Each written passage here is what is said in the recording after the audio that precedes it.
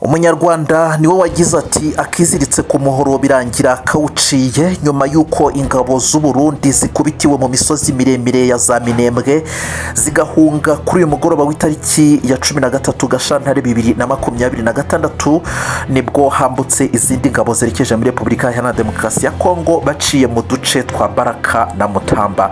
Ku rundi ruhande ubutegetsi bwa Gitega bakaba baramaze kwerekeza i Addis Ababa mu gihugu cya Ethiopia, aho biteganyijwe ko Perezida Evariste Ndayishimiye hagomba gusimbura Perezida Joao Lorenzo mu kuyobora uyu muryango wa Afrika yunze ubumwe cyangwa se African Union mu gihe kingana n'umwaka. Ni inama izabiteranye ku nshuro ya 39 y'abakuru b'ibihugu na leta.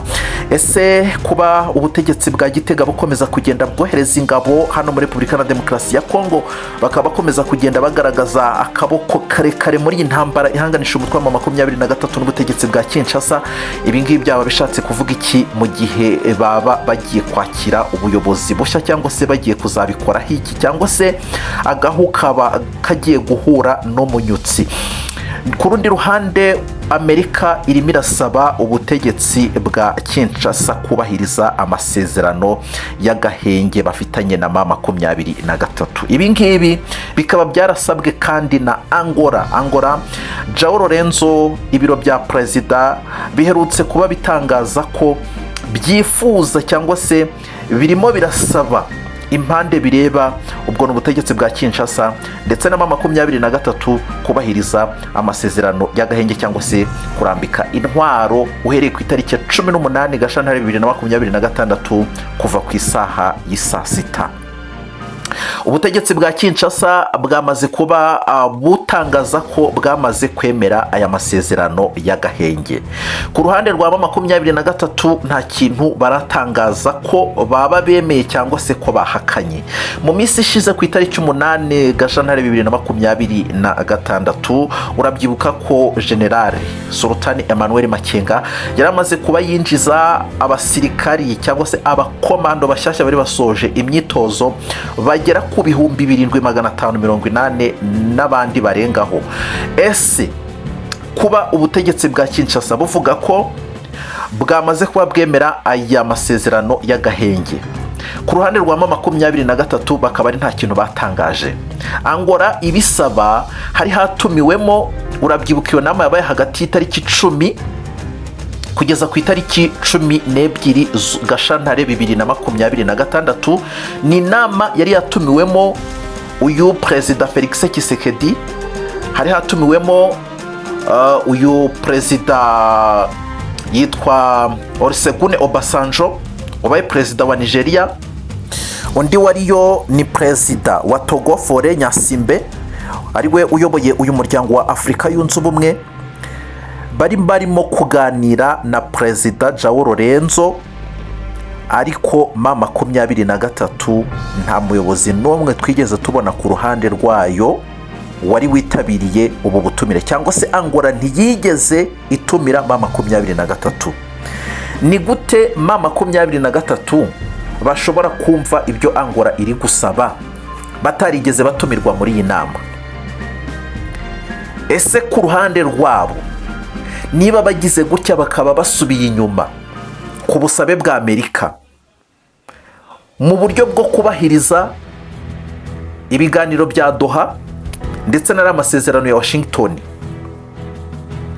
bagasubira inyuma, ariko ubutegetsi bwa Kinshasa bwo bugakomeza kugaba ibitero mu bice bituwe n'abaturage nk'uko bakomeza kubigarukaho, yewe banifashishije izi ngabo cyane cyane z'uburundi ziri gukora amahano hano za Minembwe. Biravugwa ko mu mirwano yiriwe ku munsi w'ejo itariki ya 13 Gashyantare 2026 baje kuba bivuganamo n'umukecuru w'imyaka 100. Ni mu dusantere tugera kuri 3 turi hano za Minembwe. Ibyo tugiye kuba tubigarukaho mu kanya tubirebere hamwe, ariko icyo ushobora kwibaza, wakwibaza ngo Sultan Emmanuel Makenga araza kugira icyo atangaza kuri ubu busabe bwa Angola, cyangwa se ntacyo bari buze kuba batangaza? Amaherezo se araza kuba yahe? Ikiriho cyo ntabwo ari ukuvuga ngo ndimo ndanenga ibiri kuba cyangwa se ibyakozwe na Angola cyangwa se ibyasabwe na Amerika cyangwa se ibyakorewe Doha muri Katari ntabwo ari ukubisubiza inyuma. Ngewe ku ruhande rwanjye ikiriho cyo nuko intambara iracyari umugozi hano mu burasirazuba bwa Repubulika na Demokarasi ya Kongo. Rwabuze gica. Sinzi uzashira iherezo kuri iyi ntambara iri mu burasirazuba bwa Repubulika na Demokarasi ya Kongo. Ikigaragara cyo M23 ntabwo binjije bari abakomando bagera ku 7580 badafite umugambi wo kuba bagiye gutangira intambara bundi bushyashya. Ibitero by'amadrone byirirwa hari amadrone baje kuba bagaragaza ko ku munsi w'ejo yiriwe ari kuzenguruka aho ngaho za Minembwe hose, bikozwe n'ubutegetsi bwa Kinshasa cyangwa se nabo bafatanyije. Umbwire ngo M23 ngibyo bazabirebera, bakomeze kumva Amerika, bakomeze kumva Doha, bakomeze kumva niyo Angola nayo iri gusaba ngo ako gahenge ngo hanyuma bicare batuze, nuko ubutegetsi bwa Kinshasa cyangwa se coalition ya RDC bakomeze babaraseho barebera? Ntabwo bishoboka, ntabwo bibaho. Niyo mpamvu rero ugiye kureba usanga hano mu burasirazuba bwa Repubulika ya Demokarasi ya Kongo umuriro ahubwo nibwo umuriro ugiye kwaka. Ku bantu bamenyereye cyangwa se bakunze gukurikirana iby'intambara hano mu burasirazuba bwa Repubulika ya Demokarasi ya Kongo, umuriro nibwo ugiye kwaka. Reka ngushimire nkubwire ngo wakoze cyane wowe udahwema gukurikira ibiganiro byacu uko bwije nuko bukeye. Gusabe gukora subscribe, cyana comment kugira ngo tujye dukomeza kubana uko bwije nuko bukeye. Mu isesengura amakuru ryacu kuri uyu munsi w'itariki ya 14 Gashyantare 2026, aho uyu munsi ari umunsi ukomeye cyane, aho hari abantu bagize gutyo umunsi bakaba bawuteguye ku buryo budasanzwe. Ni umunsi w'abakundana, ni Saint Valentin nk'uko byakomeje kugarukwaho, nubwo hari abafata uyu munsi bakawitirira cyangwa se bakawuha indi shusho itari yo twebwe dusanzwe tuzi. Mutagatifu Saint Valentin yakoze ibikorwa byiza by'urukundo. Mutagatifu Saint Valentin yafashaga bose atarobanuye. Mutagatifu Saint Valentin afite ibigwi mu mateka, ariko abantu baragira gutyo uyu munsi bakawitiranya, bakavuga ko ngo ari umunsi w'abakundana, ari naho ujya kureba ugasanga abantu babyuririyeho bagakora ibikorwa by'umwijima. Ikiriho cyo uko waba biteguye kose, reka nkwifurize umunsi mwiza. Duhise twinjira rero mu isesengura amakuru ryacu ry'uyu munsi wowe itariki 14 Gashyantare 2026, umunsi mukuru wa Saint Valentin. Ni inkuru iri hano ivuga ngo nyuma yuko ingabo z'uburundi zikubitiwe mu misozi miremire ya za Minembwe zigahunga kuri uyu mugoroba w'itariki 13 Gashyantare 2026, nibwo bambutse muri Repubulika ya Demokarasi ya Kongo baciye mu duce twa Baraka na Mutamba.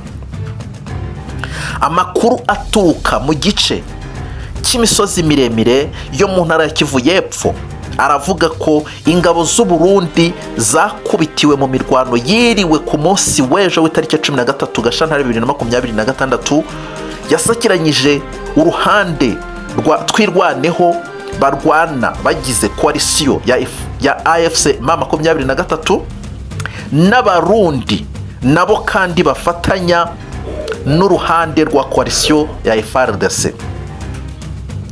Byaje kuba ngombwa ko aba basirikari bahunga. Baje guhunga bariruka kubera umuriro izi ngabo z'amadubu zari zimaze kuba zibasukaho. Uruhande rwa Repubulika ya Demokarasi ya Kongo kugeza kuri uyu munsi nibo bari kugenzura point zero, nyuma y'imirwano ikomeye cyane yabaye mu minsi yashize yatumye izi ngabo za Repubulika ya Demokarasi ya Kongo zigarurira iyi point zero.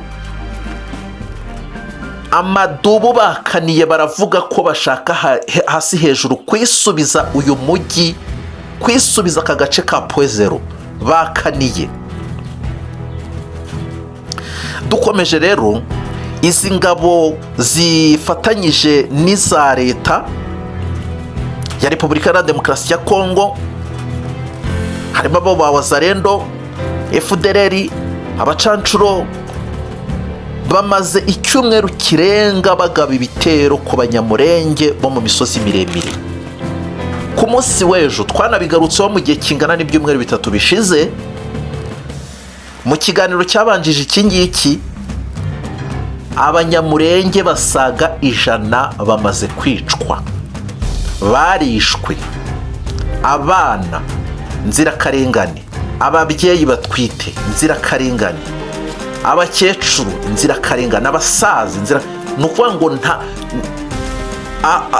uwo bahuye nawe wese barararika. Ibitero byagenze gute rero? Ku itariki 12 Gashantare 2026 ingabo z'Uburundi zatwitse udusantere tugera kuri 3 dutuwemo n'abaturage b'abanyamurenge. Muri ibyo bitero bagabye, izi ngabo z'Uburundi zishe umukecuru w'imyaka 100. Ikindi, biriwe mu myaka y'abaturage bayirandura, n'ibindi bikorwa twavuga ngo bigaragaza ubunyamaswa byakorewe muri tuno dusantere uko ari 3 tugize uyu mujyi wa Minembwe cyangwa se dukikije uwo mujyi wa Minembwe. Ibi byose biragaragaza uruhare rukomeye cyane igihugu cy'u Burundi gifite muri iyi ntambara hano mu burasirazuba bwa Repubulika ya Demokarasi ya Kongo. Ni mu gihe bari kwitegura kwakira ubuyobozi bushya bwo kuyobora uyu muryango wa Afurika yunze ubumwe mu gihe kingana n'umwaka. Nyakubahwa Perezida Evariste Ndayishimiye akaba yaramaze no kugera mu gihugu cya Ethiopia ya Addis Ababa, aho agiye kuba ahabwa izi nshingano. Biteganyijwe ko agomba kuzihabwa ku itariki ya 15 Gashantare 2026. Uko byagenda kose ni ku munsi w'ejo, nabyo tuzabigarukaho 5 kuri uyu wa 13 Gashantare. Ibitero byafashe indi ntera, ubwo ni ku munsi w'ejo, hari kuri 12 biranakubwiraga hejuru. Uyu munsi rero w'itariki ya 13 ku munsi w'ejo Gashantare, ibitero n'ubundi byafashe indi ntera mu duce twa Mukoko, Nyaruhinda, Karongi, Bicumbi, Karingi, Bidegu. Nyuma yaho baje kurasa ibyo bice byose, ariko amadubu nayo yari ahari aravuga ati natwe turahari, tugomba kubasubiza. Impande zombi zararasanye, umuriro uraka. Ndakubwiza ukuri, ibyabereye ahangaha muri tuno duce nkubwiye ni amarorerwa. Abahasize ubuzima ni benshi. Amadubu rero yaje gushusha umututu w'imbunda, ararasa, barasa izi ngabo z'Uburundi nabo bafatanyije. Babonye ko babokeje igitutu, babonye ko bacanyeho umuriro, batangiye kubatwika, n'ibikoresho bitangiye kubashirana, amasasa atangiye kubashirana, abasirikare batangiye kubashirana. Nta kindi bakoze, bafumyijemo bariruka, bafumyamo bariruka, barahunga, bahungira mu mashamba. Iyi mirwano yasakiranyije izi mpande zombi. Amadubu yafatiyemo ibikoresho byinshi byo ku ruhande rw'Uburundi cyangwa se ku ruhande rwa Repubulika ya Demokarasi ya Kongo. Byanatumye kandi izi ngabo z'amadubu zigarurira agace gashyashya kitwa Rwitsankoku. Akangaka kahise kajya mu maboko ya Twirwaneho.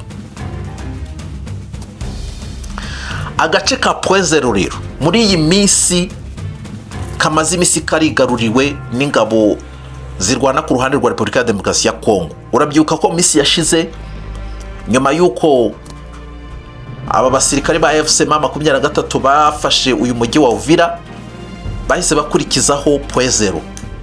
Icyo gihe nyuma yaho habaye imirwano ikomeye cyane ariko ikomeye cyane iyi poezero ingabo zirwana ku ruhande rwa Repubulika ya Demokarasi ya Kongo baje kuba bayambura aba basirikari b'amadubu.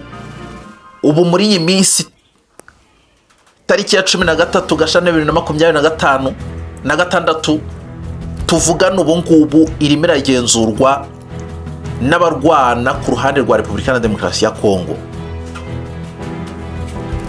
Twirwaneho rero cyangwa se igisirikare amadubu bamaze kuba batangaza, bavuze bati tura aka gace ka poezero turagashaka hasi hejuru, tugomba kukwisubiza hasi hejuru. Bivuze ngo imirwano irakomeje. Ubu ngubu ikiriho cyo nk'uko biri gukomeza kugenda bigarukwaho, kuri wa 13 Gashyantare 2026 habaye ibitero bya za drone zibarirwa mu 10, ndetse bikaba binavugwa ko hari ibitero by'amabombe bigera ku 168 byamaze kuba biterwa muri turiya duce namaze kuba nkubwira. Igihe kingana n'umunsi umwe, uyu ni Koloneli Rugabo Fideli yavuze ko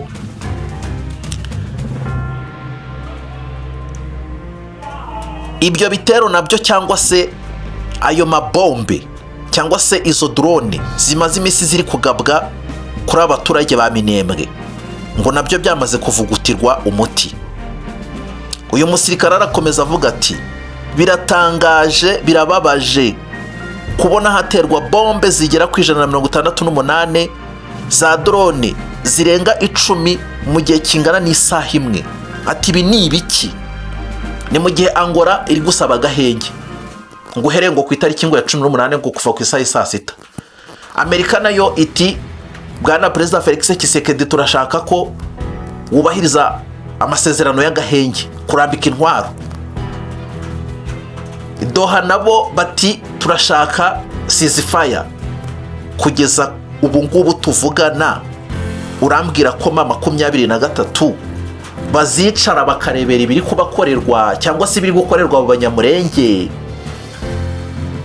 cyangwa se abatutsi bavuga ikinyarwanda, bakavuga bati nibakomeze babice, yego nta kibazo. Amerika yasabye agahenge, idoha basabye ceasefire, cyangwa se Angola ishaka ko haba agahenge kwera ku itariki ya 18 Gashyantare 2020. Uratekereza ko 23 nta bwenge bagira? Ibyo se bishoboka bite? Ntabwo byashoboka. Ariyo mpamvu nakubwira intambara hano mu burasirazuba bwa Repubulika ya Demokarasi ya Kongo irimo gufata indi ntera, iri kujya ku rundi rwego. Wagira ngo iyo Amerika isabye ibi ngibi cyangwa se Doha nabo bagasaba ibi ngibi bya ceasefire cyangwa se amasezerano y'agahenge, none Angola nayo ikaba nayo yongeye gusanga amasezerano y'agahenge ku itariki ya 18 Gashyantare, wagira ngo ahubwo nibwo baba batanze uburenganzira noneho ahubwo bwo kurwana. Kuko ibi ngibi twakunze kubyumva kenshi, twakunze kubibona kenshi basaba agahenge, agahenge ntikubahirizwe. Ambasaderi Olivier Nduhungirehe, Minisitiri w'Ububanyi n'Amahanga n'Ubutwererane w'igihugu cy'u Rwanda, aherutse kubavuga ati ese amasezerano yose agera kuri 6 yabivuze ku munsi w'ejo w'itariki ya 13 z'ukwezi kwa Gashyantare 2026.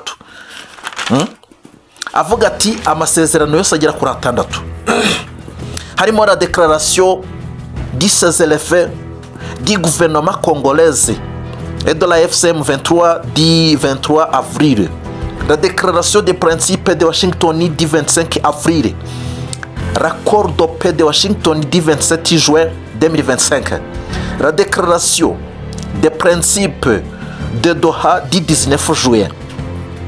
Il y a aussi l'accord cadre de Doha du 15 novembre et les accords de Washington du 4 décembre 2025. Ati ibyo byose ni mumbwire icyo ku ruhande rw'ubutegetsi bwa Repubulika na Demokarasi ya Kongo bashize mu bikorwa. 23 ko yasubiye inyuma, ubutegetsi bwa Kinshasa bo bakoze iki muri ibyo bitandatu byose tumaze kuvuga? Barirwa bifotoza bavuga ko abanyamurenge nta kibazo bafite, aho inzovu zirwanira ibyatsi nibyo biharenganira. Baririrwa bakaya amagrupe y'abanyamurenge bakabishyura amafaranga ngo bajye kuvuga ko ngo abanyamurenge nta kibazo bafite.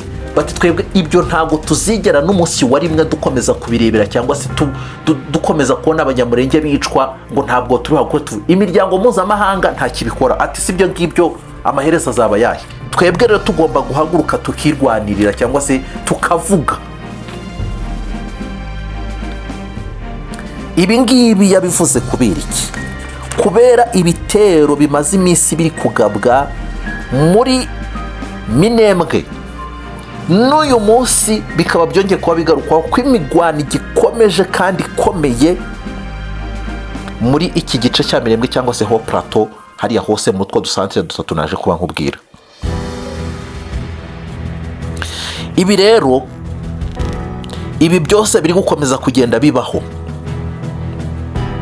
ni ikigaragaza ko ubutegetsi bwa Kinshasa bwo burashaka gukemura ikibazo bukoresheje inzira ya gisirikare, aho gukemura ikibazo bukoresheje inzira y'ibiganiro.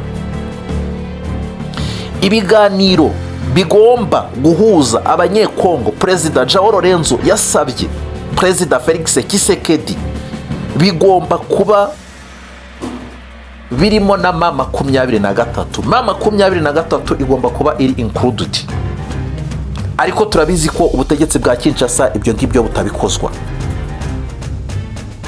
Amaherezo azaba yahe? Amakuru mashya aturuka ku kibuga cy'imirwano avuga ko Uburundi bwahise bwohereza izindi ngabo nyuma yuko batsinzwe bagahungira mu mashamba. Abangaba bakaba berekeje muri Repubulika ya Demokarasi ya Kongo baciye mu gace naje kuba nkubwira kitwa Baraka na Mutamba. Amaherezo y'intambara na yahe? Nawe ko wicara ugasesengura ukumva ibyo tuvuga umunsi ku munsi. Aba banyamurenge bakomeza kugenda bicwa, Amerika igasaba ibi, Angola igasaba ibi, Doha bagasaba ibi. Kugeza kuri iyi saha iyi ntambara ninde uzayirangiza, ninde uzayishyira akadomo? Umuriro ugiye kwaka hano mu burasirazuba bwa Repubulika ya Demokarasi ya Kongo. Ntabwo intare za Sarambwe zishobora kuvuga ngo ziricaye, ngo zigiye kubahiriza ngo amasezerano ngo ya Washington, ngo bagiye gukurikiza ibiganiro bya Doha, ngo bagiye gukurikiza ubusabe bwa Angola. Bakomeje gucanwaho umuriro, bakomeje kuraswaho, bakomeje koherezwaho ibitero by'amadrone, amabombe 168 mu gihe kingana n'isaha, n'amadrone 10 mu gihe kingana. Ati munyumvire ibyo byose uko bingana kose, hanyuma nimurangiza ngo twebwe ngo turicara ngo turebere. M23 bavuze ko uko byagenda kose bagomba gusoza iyi ntambara bageze Kinshasa niyo bashaka, bakabohora zira mfungwa zikavayo.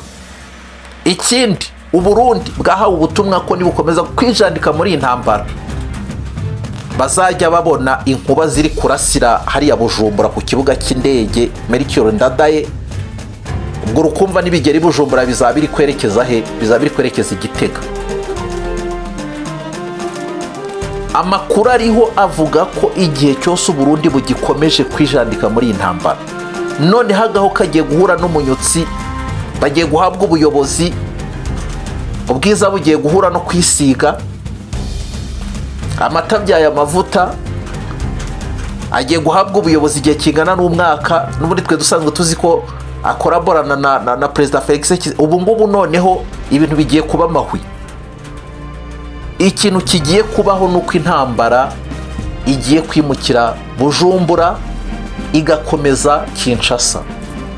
Ntabwo amaduba ashobora kwicara ngo avuge ngo arakomeza arebera babafatane za Poezo, babafatane n'ibindi bice na za Miremire n'ahandi. Reka da, bo bagomba kuvuga bati twebwe tugomba gukora ibishoboka byacu byose natwe tukirwanaho, kuko iyi minembwe, iyi santere byamaze kuba bigaragaza ko n'utu duce dutatu twose dukikije iyo minembwe bamaze kuba batangaza ko ngo hamaze kwigarurirwa n'amadubu. ubu ngubu abaturage bongeye gusubira kurema isoko cyangwa se bongeye gusubira mu buzima busanzwe, umutekano ni wose. Bati rero nta kindi tugiye gukurikizaho point0. Ni gute ushobora kumbwira ngo aba basirikari ba M23 cyangwa se zasarambwe ngo bagiye kwicara barebere cyangwa se ngo bakurikize ngo ibyo angore? Ntabwo bishoboka. Intambara ni umugozi hano muri Repubulika ya Demokarasi ya Kongo. Intambara ni umugozi. Amerika, komisiyo, abakomiseri muri komisiyo y'inteko ishinga amategeko ari muri Amerika basabye Perezida Felix Tshisekedi kurandura umutwe wa FDLR. Ibyo ngibyo turabizi, ni ibisanzwe, nibyo bihoraho buri munsi, buri gihe nibyo bihoraho buri gihe. Ibi ngibi turabizi n'ubundi ntacyo azabikoraho. N'abandi turabizi ntacyo azabikoraho. Iyi ntambara ni uzayirangiza, ni uzayishyiraho akadomo. Reka ngushimire nkubwire ngo wakoze cyane udahwema gukurikira ibiganiro byacu, tuze guhura n'ibindi biganiro bigaruka kuri politike mu karere k'ibiyaga bigari.